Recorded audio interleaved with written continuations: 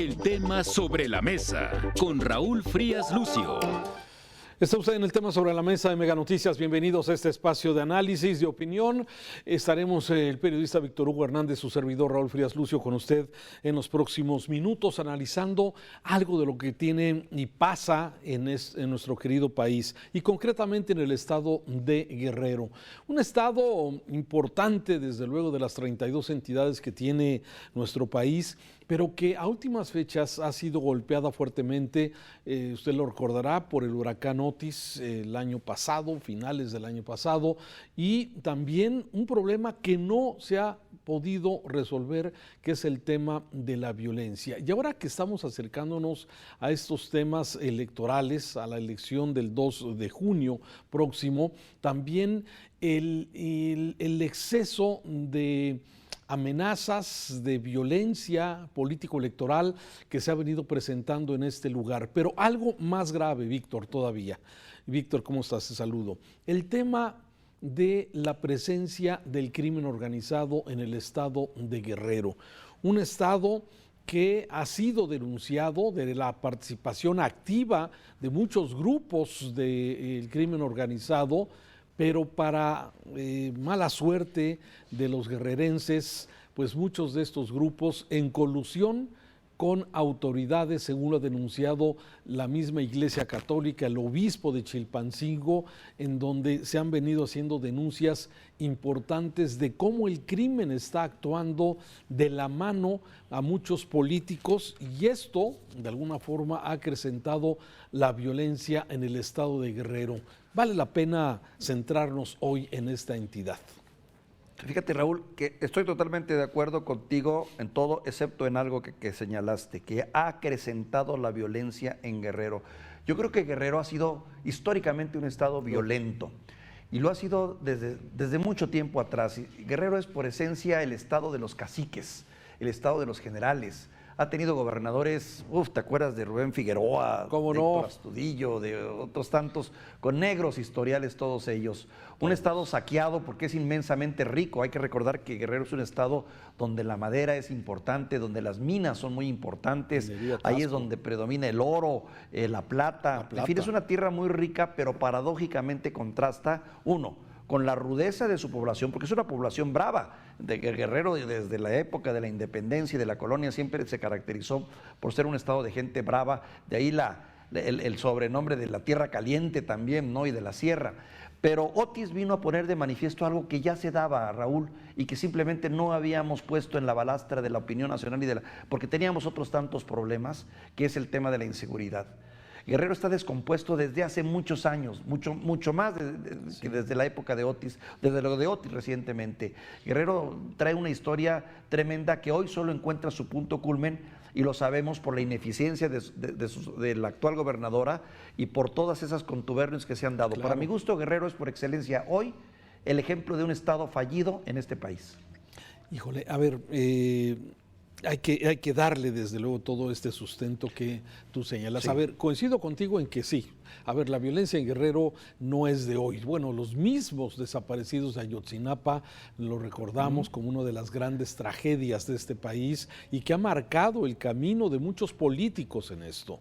Sí, estas imágenes que producción nos está compartiendo es de esta masacre del año pasado, de ese palenque donde mataron a más de 15 personas. Luego también el año pasado, y a eso me refiero, que parece que la violencia a veces está exacerbada, especialmente unos allá en esta zona, en Coyuca de Benítez, donde mataron a a 13 policías, sí, el año pasado. Entonces, a ver, sí, tienes razón, no es un asunto nuevo el estado de Guerrero, pero me parece que lo que ha sido nuevo es precisamente este silencio, y desde luego este silencio que marca una aceptación o una colusión de la autoridad en este sentido. Hay que recordar que las cosas pueden ser peor muchas veces cuando se elige un mal gobernante. Vamos recordando lo que pasó con Félix Salgado Macedonio. ¿Te acuerdas de Félix Salgado? Actor de películas populares que andaba en su responsable motocicleta. de todo lo que ha ocurrido en Acapulco, también ahí se sentaron las bases de la desgracia de Acapulco, con los grupos criminales también. Él fue alcalde de Acapulco, Félix Salgado Macedonio, un hombre que llegó de la mano con López Obrador en el PRD, y que de alguna forma fue escalando diferentes posturas, posiciones políticas hasta llegar a Acapulco, como tú bien lo dices. Y a partir de eso, bueno, fue escalar diferentes posiciones político-electorales hasta que finalmente en el 2021 este hombre, sí, acusado de violación, tres denuncias de violación, finalmente es el candidato del PRD al gobierno primero PRD y luego por Morena, donde, bueno, participa como candidato. Sin embargo, como no presentó informes de los gastos de campaña ni de los ingresos, el INE y el Tribunal Electoral le quitan a este hombre, a Félix Salgado, pues la candidatura porque no presentó la documentación, una decisión importante de la autoridad. Esto sucedió con el candidato de Morena de Guerrero y con el candidato de Michoacán. Y bueno, este hombre amenazó con desaparecer el INE, llevó un féretro afuera de la casa de Lorenzo Córdoba como venganza por esta decisión legal de quitarle la candidatura, y bueno, pues todo esto generó lo que ya sabemos, esta violencia. Y de ahí surge Evelyn, ¿sí? O sea, es tan poderoso el cacique que de alguna forma deja a su hija en el poder, sí, y gana las elecciones precisamente Evelyn Salgado, sí, pero luego viene esta descomposición, aparentemente, donde cada uno de los candidatos de Morena, de otros partidos políticos, sí reciben financiamiento, según se denuncia por parte de la Iglesia, sí, financiamiento de las campañas. Y el problema viene que, pues, unos apoyaron a los de Morena, otro grupo criminal apoya a los del PRI, y esto de alguna forma genera una batalla de criminales que hoy tiene a esta ciudad de Chilpancingo, la capital, de Iguala, de Acapulco, que no se recupera de Otis todavía, pero sin transporte público, sí, con pago de cuotas por parte del crimen organizado que le cobra a los comerciantes para poder trabajar. Han cerrado las escuelas por el exceso de violencia y en los últimos días ha sido una pesadilla para los que viven en este estado de Guerrero, Víctor. Raúl, en Acapulco, de acuerdo a datos de investigaciones, los expertos, hay una veintena de grupos criminales que operan. Imagínate nada más, y que controlan los 81 municipios de este estado. Entre ellos están también estos tres grandes grupos, los cárteles más importantes y representativos de este país, están operando también en Guerrero. ¿Y qué te puedo decir de Acapulco? Un estado clave en la producción de drogas, también hay que decirlo, es el estado por excelencia en la producción de amapola número 1, ¿no? Entonces, es cierto lo que dices, lo que acabas de narrar no tiene desperdicio ni tiene modo de poderse negar, es la política metida en los negocios criminales y los negocios criminales metidos en la política. En una tierra, la verdad, abandonada a su suerte por la ineficiencia de la mayoría de sus gobernadores, casi todos metidos a caciques y por parientes de quienes debía haber sido. El caso de Félix Salgado no es más que una burla a las leyes del Estado mexicano, que encontró la manera de burlar la legalidad imponiendo a su hija. Ahí están parte de las consecuencias. Pero bendecidos por la cobertura de Morena, que les da un blindaje y les da un manto de aceptación política, si así lo quieres ver, cuando la realidad demuestra, y pues ahí están los datos, cuánta gente han matado solo en la última semana. Se suspendió una feria, creo la feria ¿De Iguala? De Iguala, alcaldesas y alcaldes reunidos en desayunos, comidas y brindis con narcotráficos. Hombre, vuelvo a reiterártelo, es un estado fallido, Es un ejemplo de lo que no debemos permitir que ocurra en el país.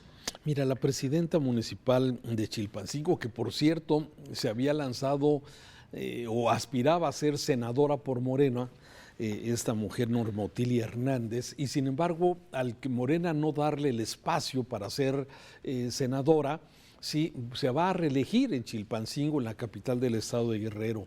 Sí, si no es por la buena, a la brava, ¿no? Así es. Entonces, bueno, todo esto de alguna forma que tú bien lo has marcado, me parece que estos son los grandes riesgos que muchas entidades del país han venido corriendo. Estas campañas electorales que a veces los candidatos o los partidos acuden al crimen organizado, acuden para recibir financiamiento ilegal, ¿a cambio de qué? A cambio de que se les permita trabajar, que se les permita cobrar derechos de piso, que se les permita manejar, como sucede en Guerrero, el transporte público, y que esto de alguna forma se van convirtiendo en cotos donde luego la autoridad, aunque quiera, ya no puede.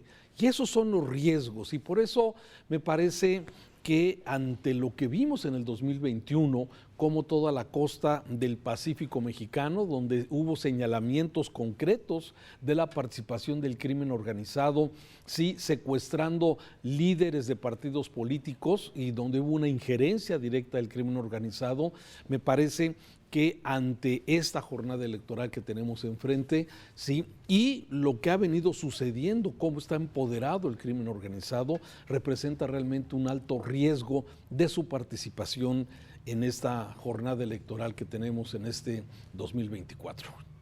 Y es un ejemplo, Raúl, de lo que es una comunidad, una región, un estado, en donde el crimen organizado actúa de tal manera que se ha normalizado, forma parte del tejido social y se entrevera entre las comunidades, entre la gente que trabaja, la que pide permiso para trabajar, en donde hay un Estado sobre el Estado, donde no la autoridad formal nada más está ahí etiquetada, pero nada más, porque realmente los poderes fácticos y reales los llevan otros protagonistas y que no son legales. O sea, es un ejemplo exactamente de lo que necesitamos corregir en México, el estado de Guerrero, desafortunadamente, y con todo el dolor que implica también lo de Otis en Acapulco, que es otro asunto aparte, claro.